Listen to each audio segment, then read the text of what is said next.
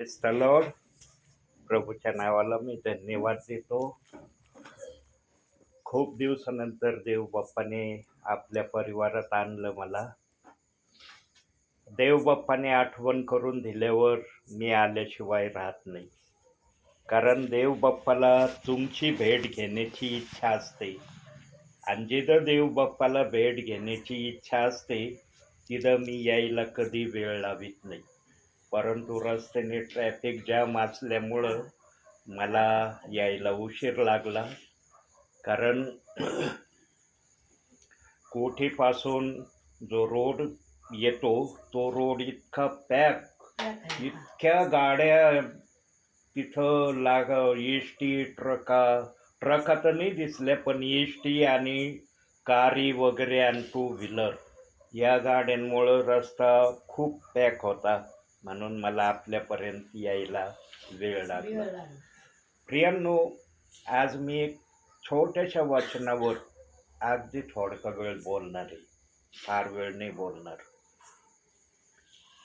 योहान कृत शुभवर्तमान 3रा अध्याय 16वं वचन. तिथं असं लिहिलंय, देवाने जगावर एवढी प्रीती केली की त्याने आपला एकुलता एक पुत्र दिला, यासाठी की कोणाचा नाश होऊ नये तर सर्वांचे तारण व्हावे. प्रियांनो, देव बाप्पाने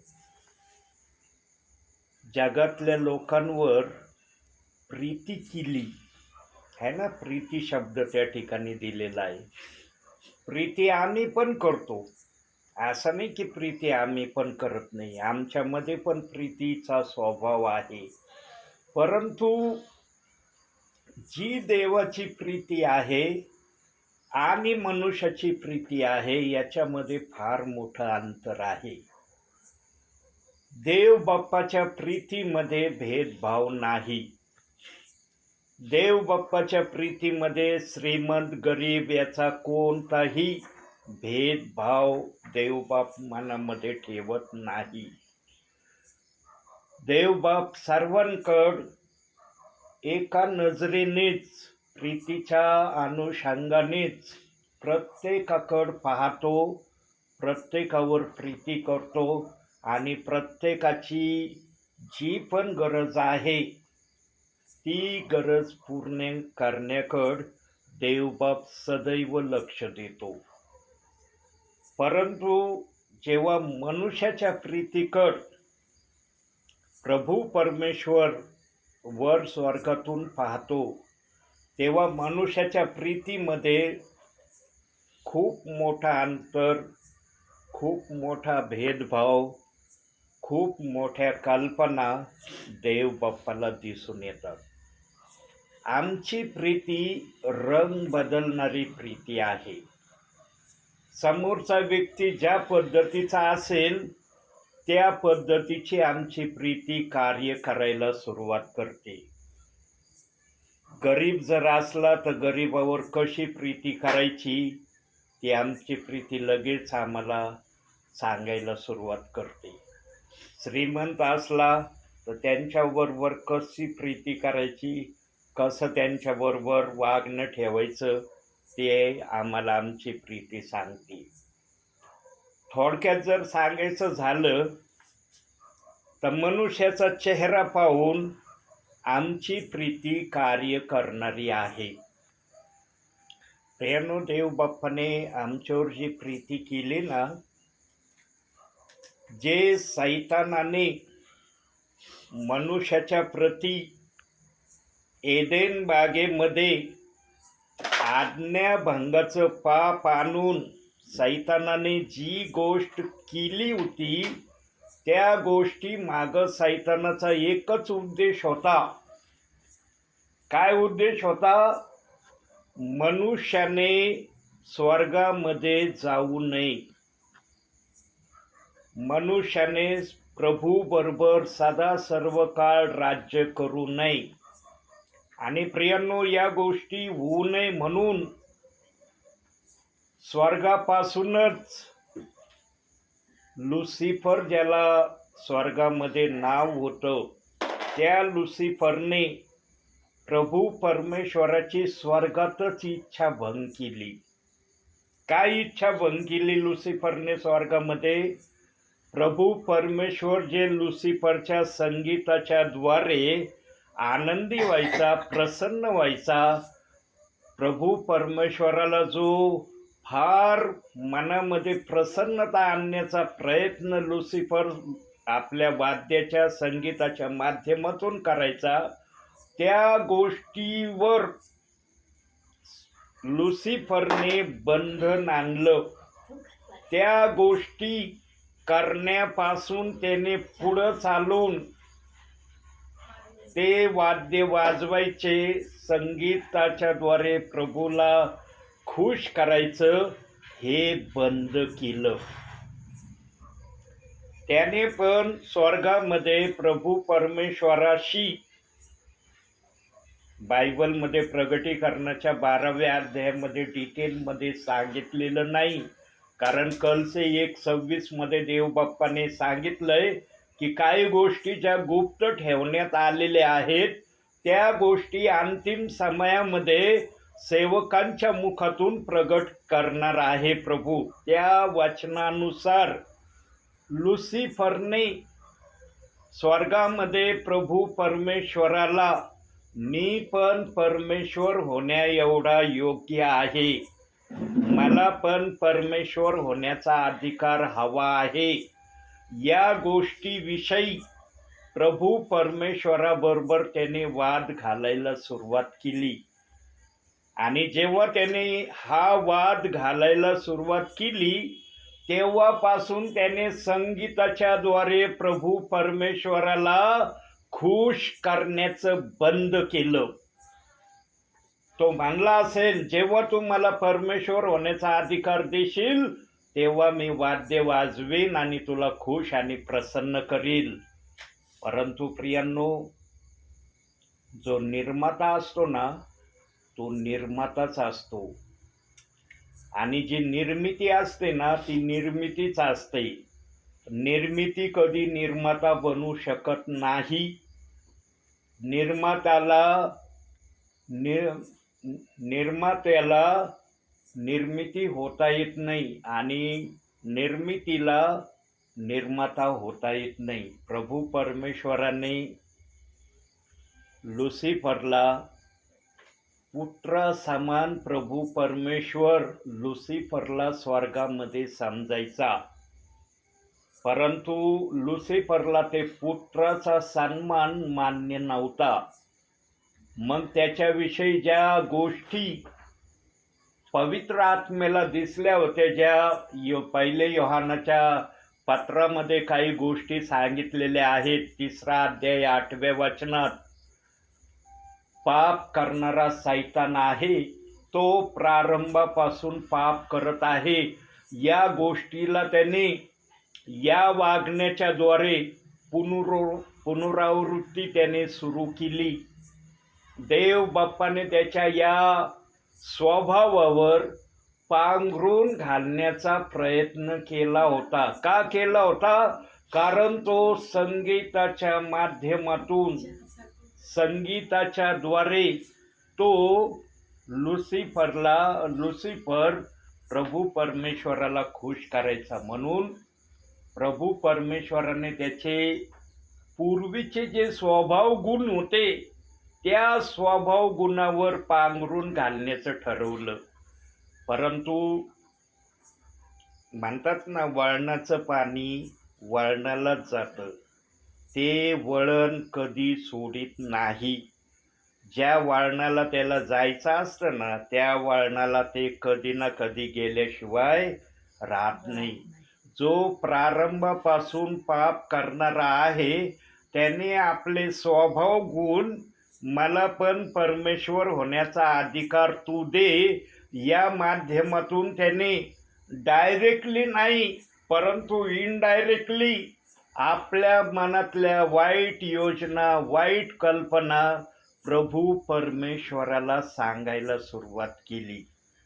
आणि त्याने मागणी पण अशी केली प्रभू परमेश्वराकडं की मला परमेश्वर होण्याचा अधिकार हवा आहे, मी पण परमेश्वर होण्यास योग्य असा आहे, फक्त तुझी मान्यता मला हवी आहे, तू मला मान्यता दे, म्हणजे मी पण प्रभू परमेश्वर होण्याप्रत स्वतःला अनुभवील. परंतु प्रियांनो, जो निर्माता असतो तो दुसऱ्याला निर्माता कधी बनवित नाही. ज्याच्यामध्ये निर्मात्याचं अस्तित्व असतं ते अस्तित्व दुसऱ्याला देता येत नाही. निर्मितीला निर्मात्याचं अस्तित्व देता येत नाही. हे प्रभू परमेश्वराचा नियम आहे. परंतु लुसिफरला हा नियम मान्य नव्हता. त्याने जी मागणी केली त्या मागणीवर तो ठाम राहिला प्रियांनो. आणि त्याने एक दिवस मागणी केली आणि दुसऱ्या दिवशी बंद केली असं झालं नाही प्रियांनो. अनेक दिवस, अनेक महिने, बराच काळ या गोष्टीला तो प्रभू परमेश्वराशी बोलत राहिला. आणि तोपर्यंत त्याने संगीताच्या द्वारे प्रभू परमेश्वराला खुश करण्याचं बंद करून टाकलं. तो म्हणला, जोपर्यंत मला तो अधिकार देत नाही तोपर्यंत मी तुला संगीताच्या द्वारे खुश आणि प्रसन्न करणार नाही. पण आमचा प्रभू धीराचा प्रभू आहे. आमच्या प्रभूमध्ये जो धीर आहे ना प्रियांनो, त्या धीराची सीमा, परिकल्पना आम्हाला करणं शक्य नाही. प्रभू परमेश्वराने त्याला खूप वेळ दिला स्वर्गामध्ये या गोष्टीपासून माघार घेण्याचा. परंतु त्याने या वेळ दिलेल्या गोष्टीचा आणखी एक दुरुपयोग करायला सुरुवात केली. आणि प्रभू परमेश्वराला ते सगळं कळत होतं. सगळं प्रभू परमेश्वराला माहीत होत होतं. परंतु प्रभू परमेश्वराने त्याला जर लाडका पुत्र हा दर्जा दिलेला होता ना, म्हणून प्रभू परमेश्वर त्याची सुधारण्याची हद्द कुठपर्यंत आहे, कोणत्या गोष्टी केल्यावर तो कदाचित सुधारण्याचा विचार वैयक्तिकरित्या करील याची वाट प्रभू परमेश्वर पाहत होता. म्हणून त्याला बराचसा वेळ स्वर्गामध्ये प्रभू परमेश्वरांनी दिला. पण त्याने स्वर्गामध्ये अनेक स्वर्गदूतांना आपल्या बाजूने किंवा आपल्या मॅजॉरिटीमध्ये आणण्याचा त्यांनी प्रयत्न केला. कोट्यवधी स्वर्गदूतांना त्याने असं म्हणण्यासाठी भाग पाडलं की लुसिफरमध्ये पण परमेश्वर होणे एवढे गुण आहे. फक्त प्रभू परमेश्वरा तू लुसिफरला परमेश्वर होण्याचा अधिकार दे. आणि जेव्हा कोट्यवधी देवदूत त्याच्या बाजूने झाले आणि तो जेव्हा त्यांना म्हणला, मी जे म्हणन ते तुम्ही करताल का? सर्व जे दूत आहेत स्वर्गामधले, त्यावेळेस ते दूत होते, त्यावेळेस ते दुष्ट आत्मे नव्हते. कारण प्रभू परमेश्वर आपल्या स्वर्गामध्ये कधीही दुष्ट आत्म्यांना जागा देणार नाही. त्यावेळेस ते सर्व स्वर्गदूत होते. परंतु लुसिफरच्या सांगण्याने ते करणारे त्यावेळेला झालेले होते. आणि प्रभू परमेश्वर सर्व गोष्टी लुसिफरच्या स्वर्गामध्ये बारकाईने पाहत होता.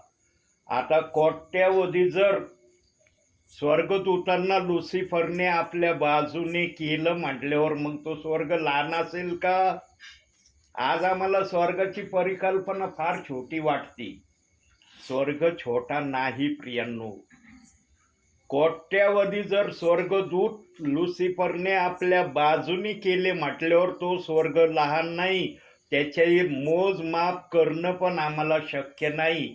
जेव्हा आमचं त्या ठिकाणी जाणं होईल त्यावेळेला आम्हाला समजेल की स्वर्ग किती मोठा आहे किंवा कसा आहे. या समयात आम्ही फक्त परिकल्पनेने स्वर्गाला प्रभूच्या आत्म्याच्या प्रेरणेने समजून घेण्याचा प्रयत्न करत आहोत. आणि जेव्हा प्रभू परमेश्वराने पाहिलं अरे याची जी हद्द आहे त्या हद्दीच्या पुढं हा चाललेला आहे. आणि जेव्हा प्रभूने पाहिलं की याच्यामध्ये कुठली ऐकण्याची याने क्षमतेला जागा ठेवलेली नाही, तेव्हा एक दिवशी लुसिफर सर्व स्वर्गदूतांना घेऊन प्रभू परमेश्वरासमोर आला आणि तो म्हणाला, मला प्रभू परमेश्वर होण्याचा अधिकार आज पाहिजे. तेव्हा प्रभू परमेश्वर म्हणला, तू निर्मिती आहे, तुला निर्माता मी करू शकत नाही, तुला निर्मिती म्हणूनच राहावं लागणार आहे. आणि प्रभू परमेश्वराला कळलं होतं की हा आता शेवटच्या स्टेजला आलेला आहे, युद्ध करण्याची याच्या मनाची तयारी यांनी केलेली आहे. म्हणून यांनी कोट्यवधी स्वर्गदूतांना आपल्याबरोबर घेऊन आलेला आहे. प्रभू परमेश्वरापासून कोणताही विचार, कोणती गोष्ट गुप्त राहू शकत नाही. लुसिफरच्या मनामध्ये काय चाललंय ना ते प्रभू परमेश्वराने ओळखलं होतं. परंतु आमचा देवबाप इतका सहनशील आहे, इतकी आमच्या देवबापामध्ये नम्रता आहे. प्रियांनो, प्रभू परमेश्वर शेवटच्या क्षणापर्यंत लुसिफरच्या सुधारणेची वाट पाहत होता. पण लुसिफरच्या मनामध्ये सुधारण्याऐवजी प्रभू परमेश्वर होण्याची जिद्द त्याने जास्तीत जास्त वाढवायला सुरुवात केली. आणि जेव्हा त्याची ही जिद्द परीकाष्ठेच्या पुढं जायला लागली, तेव्हा प्रभू परमेश्वर म्हटला, आता डिसिजन घेणं माझ्यासाठी योग्य आहे. आणि एक दिवशी जेव्हा त्यांचा संवाद दोघांचा चालला, प्रभू परमेश्वर त्याला परमेश्वर होण्याचा अधिकार न देऊ राहिला, तेव्हा तो रागाने बोलला असेल प्रभू परमेश्वराला की मला प्रभू परमेश्वर होण्यासाठी काय केलं म्हणजे तू प्रभू परमेश्वर करशील? सांग, तुझी काय मागणी आहे? जी पण मागणी असेल ती मागणी मी पूर्ण करील, पण मला प्रभू परमेश्वर होण्याचा अधिकार तुझ्याकडून हवा आहे. तेव्हा प्रभू परमेश्वर त्याला म्हटला, तुला युद्ध करावा लागेल. तो म्हणला, ठीक आहे, मी युद्धासाठी तयार आहे. आत्ता करायचं का? मी आत्ता युद्ध करण्याच्या तयारीत आहे.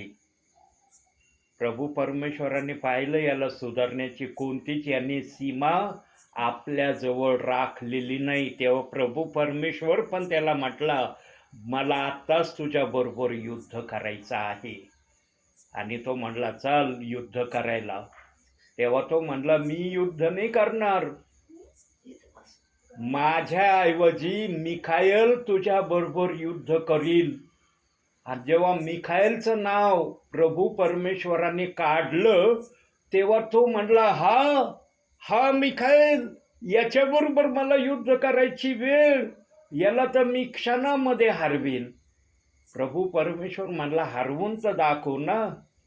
जेवढं तू सामर्थ्याने बोलतोस ना, तेवढं सामर्थ्याने त्याला पराजित करून दाखव.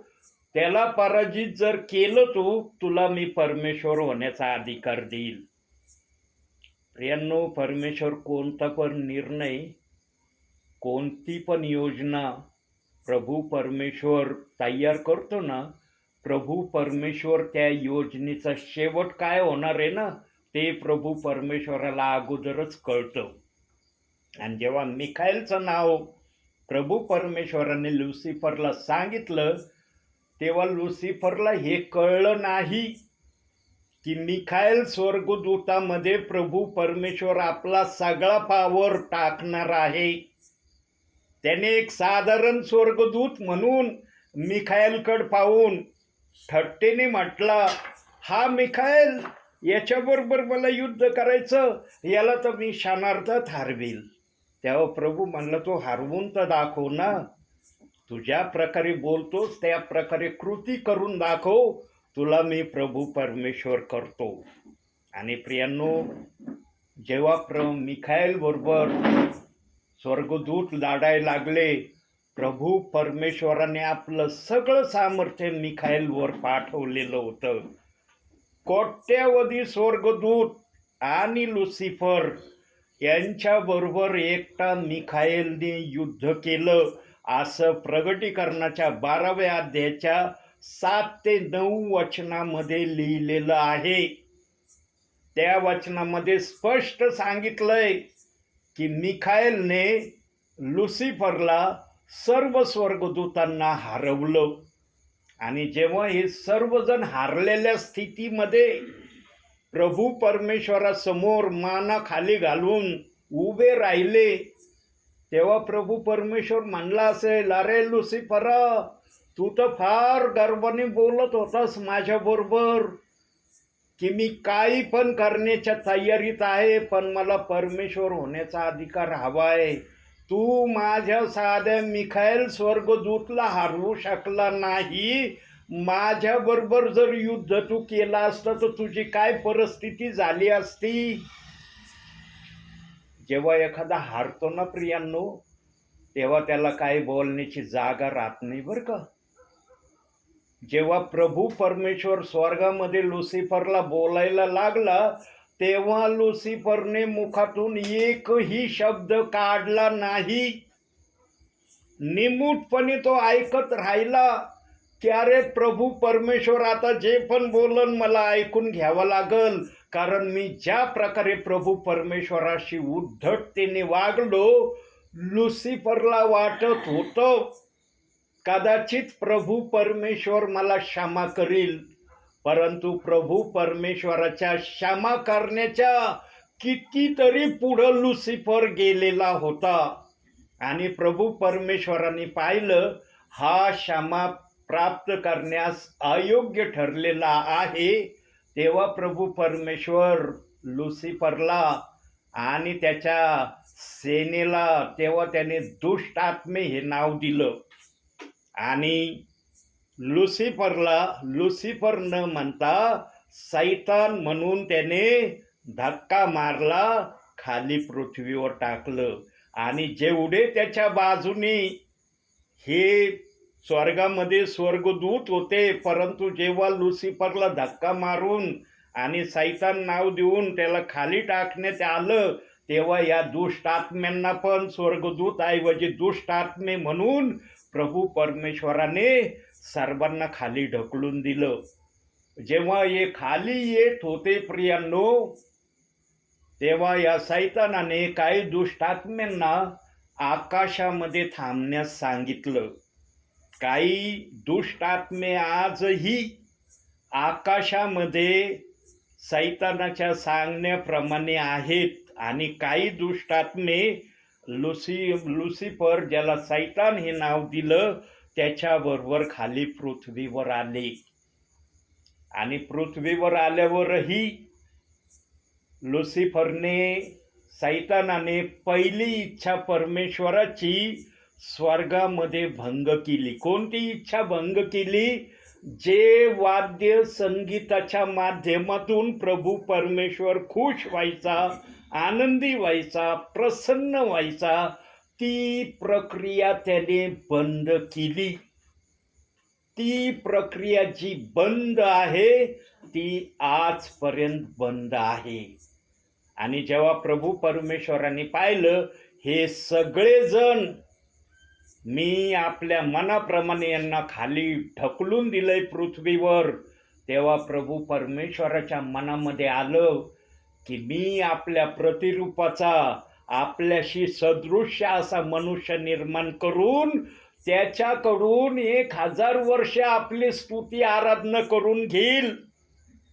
ज्याला 2 पेत्र 3 अध्याय 8व्या वचनामध्ये देवबाप म्हणतो, 1 दिवस 1000 वर्षासारखा. या वचनाप्रमाणे देवबाप्पाने 1 दिवसाकरता आदामाला एदेन बागेत बनवलं आणि त्यासोबत हव्वेला पण बनवलं. आणि यांच्याद्वारे प्रभू परमेश्वर बागेमध्ये जे काय लुसिफरने सैतानाने जे परमेश्वराचं मन खिन्न केलं होतं, या आदामाच्या द्वारे हव्वेच्या द्वारे स्तुतीच्या यज्ञाने आराधनेच्या यज्ञांनी प्रभू परमेश्वर खुश व्हावायला लागला. पण याही ठिकाणी या दुष्ट सैतानाने योजना बनवली की यांचे जे काय गोळ्या मेळ्याने हे राहत आहेत एदेन बागेमध्ये, वारंवार परमेश्वर यांच्या भेटीला येतो, आवाज मारतो, याच्यामध्ये मला अडथळा आणायचा आहे, याच्यामध्ये मला काहीतरी वाईट असं कार्य करायचं. आणि ते कार्य करण्याची त्यांनी प्रतीक्षा किती दिवस केली? 70 वर्ष सैतानाने वाट पाहिली आदामाला आणि हव्वेला पापाच्या विरोधात घेऊन जाण्यासाठी किंवा आज्ञाभंगाच्या पापामध्ये आणण्यासाठी. आणि मग या 70 वर्षाच्या कालावधीमध्ये लुसिफरने, सैतानाने पूर्ण निश्चय निर्धार केला की हव्वेच्या मार्फतच मला आज्ञाभंगाचं पाप आणण्यामध्ये मी यशस्वी होईल. आणि जेव्हा त्याने निर्णय घेतला तेव्हा त्याचा निर्णय एदेन बागेमध्ये सफल झाला, हे वचनामध्ये आम्ही पाहतो. एदेन बागेमध्ये आदाम हव्वेच्या द्वारे प्रभू परमेश्वर जे 1000 वर्ष खुश होण्याच्या इच्छेने त्याने मनुष्य घडवला होता, ही परमेश्वराची दुसरी इच्छा लुसिफरने, सैतानाने एदेन बागेमध्ये भंग केली. परंतु आता तिसरी इच्छा देव बाप्पाने आपल्या पवित्र शास्त्रामध्ये ठेवली आहे. ही तिसरी इच्छा देव बाप्पाची भंग होणार नाही. या तिसऱ्या इच्छेला अडथळा घालण्यासाठी कुणी येणारही नाही. आणि तसं पुराव्याचं वचन बायबलमध्ये प्रगटीकरण 20वा अध्याय 6व्या वचनात ठेवलेला आहे की पहिल्या पुनरुत्थानात ज्यांना भाग आहे तो धन्य आहे. ते प्रभू परमेश्वराबरोबर 1000 वर्ष राज्य करणार आहेत. आणि या 1000 वर्षाच्या राज्यामध्ये प्रभू परमेश्वराला डिस्टर्ब करण्यासाठी किंवा हे जे पहिल्या पुनरुत्थानामध्ये किती जण जाणार आहेत हे आम्हाला माहिती नाही, परंतु प्रभू परमेश्वराला माहीत आहे पहिल्या पुनरुत्थानामध्ये किती जण जाणार आहेत. जे जाणार आहेत त्यांच्याद्वारे प्रभू परमेश्वर 1000 वर्ष राज्य करणार आहे. आणि ते 1000 वर्षाचं राज्य झाल्यावर आम्ही सदा सर्व काळ प्रभू परमेश्वराबरोबर स्वर्गामध्ये राज्य करण्याकरता जाणार आहोत. प्रियांनो, देव बाप्पाच्या मनामध्ये कशा कशा प्रकारच्या योजना होत्या, परंतु सैतानाने 2 योजना प्रभू परमेश्वराच्या भंग केल्या. परंतु आता तिसरी योजना स्वतः प्रभू परमेश्वर आपल्या सामर्थ्यशाली नावामध्ये 1000 वर्ष पूर्ण करणार आहे. त्यामध्ये कुणी डिस्टर्बिंगला त्या ठिकाणी येणार नाही. म्हणून प्रियांनो, त्या पहिल्या पुनरुत्थानामध्ये आमचं जाणं व्हावं. प्रभू परमेश्वराने ज्यांना ज्यांना पहिल्या पुनरुत्थानामध्ये येण्याची मान्यता, परवानगी दिलेली आहे, ते प्रियजन निवडलेले प्रियजन आहेत. म्हणून आज बघा, जो तो स्वतःला निवडलेला म्हणतो, कोणी स्वतःला बोलवलेला म्हणण्याच्या तयारीत नाही. कारण त्यांना माहीत आहे निवडलेल्यांमध्ये काहीतरी चांगला गुण आहे, परंतु बोलवलेल्यांमध्ये काहीतरी चांगला गुण नाही. म्हणून प्रत्येक जण आज स्वतःला निवडलेला म्हणून स्वतःला संबोधित आहे. प्रियांनो, स्वतःने स्वतःला संबोधिणं आणि प्रभू परमेश्वराने संबोधणं याच्यामध्ये अंतर आहे. आज पृथ्वीच्या पाठीवर जे काही सेवक सेवा करायला जात आहेत ते देवाच्या सांगण्याशिवाय सेवा करायला जात नाही. आणि देवाच्या सेवकांना देव बाप्पाने एवढाच आदेश दिलाय की माझ्या विश्वासणाऱ्यांना एवढं सांगण्यासाठी मी तुला पाठवित आहे की जे पवित्र शास्त्र मी तुम्हाला दिलेलं आहे त्या पवित्र शास्त्राला संपूर्णपणे पवित्र शास्त्र म्हणून मानायचं. त्या पवित्र शास्त्रातल्या कोणत्याही शब्दाला दोष लावायचा नाही, कोणत्याही शब्दाच्या विरोधात वादविवाद करायचा नाही, कुरकुर करायची नाही. प्रभू परमेश्वराने जे वचन लिहिले आहेत ते प्रभू परमेश्वराच्या गौरवासाठी लिहिलेले आहेत. प्रियांनो, प्रभूने जे पण वचन लिहिलंय ते त्याच्या महिम्यासाठी, त्याच्या गौरवासाठी आहे. आम्हाला काही एक अधिकार नाही बायबलच्या कोणत्याही शब्दाला दोष लावण्याचा. पण आज वास्तविक जीवनामध्ये, वर्तमान काळामध्ये बायबलला दोष लावण्याची प्रक्रिया काही सेवक, काही विश्वासणारे आजही करत आहेत.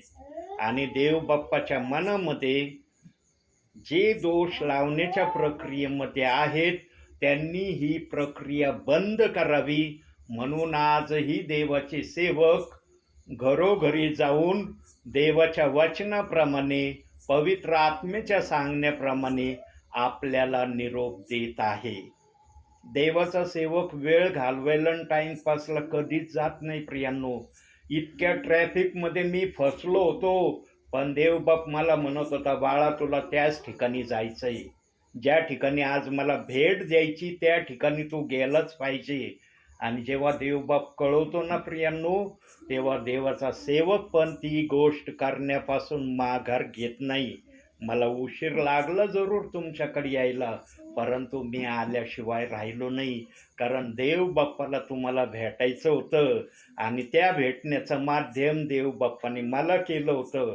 म्हणून प्रियांनो, आजचा जो निरोप आहे आपल्यासाठी तो एवढाच आहे की पवित्र शास्त्र हे संपूर्ण पवित्र शास्त्र आहे. त्याच्यामध्ये देव बाप्पाने कोणताही दोष ठेवलेला नाही. कोणत्याही वचनाला दोष लावण्याचा मनुष्य मात्राला देव बाप्पाने कुठलाही अधिकार दिलेला नाही. परंतु आज अशी परिस्थिती मनुष्यामध्ये, विश्वासणाऱ्यांमध्ये प्रभू परमेश्वराला काही प्रमाणात दिसत नाही. काही जण आजही बायबलच्या वचनाला दोष लावण्याच्या प्रक्रियेमध्ये देवबाप बघत आहे. म्हणून प्रत्येक विश्वासणाऱ्यांना, जे सेवक गण आहेत त्यांना प्रभू परमेश्वराचा एवढाच निरोप आहे की पवित्र शास्त्र पवित्र आहे, त्याला दोष लावण्यापासून तुम्ही बंद करण्याची तयारी करा. म्हणून आजही सेवक आत्म्याच्या प्रेरणेने आपल्यापर्यंत येऊन देवाचा निरोप सांगत आहेत. म्हणून आजच्या या छोट्याशा संदेशातून देवबाप तुम्हाला आणि मला भरपूर आणि भरपूर आशीर्वाद देव. आमेन. डोळे बंद करा.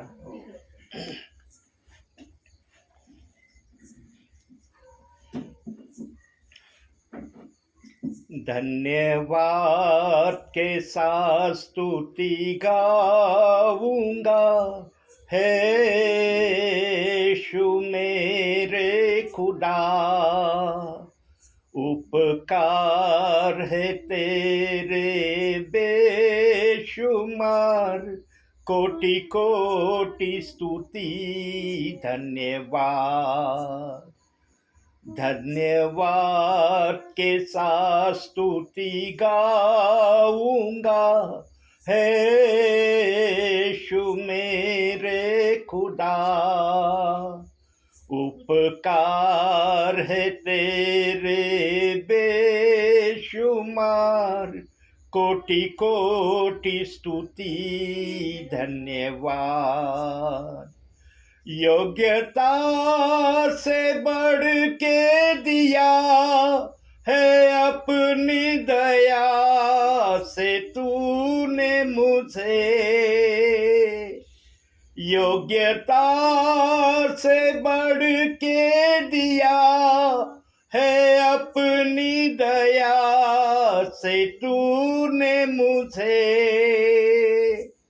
मांगने से ज्यादा मिला मुझे, आभारी हूँ प्रभु मैं.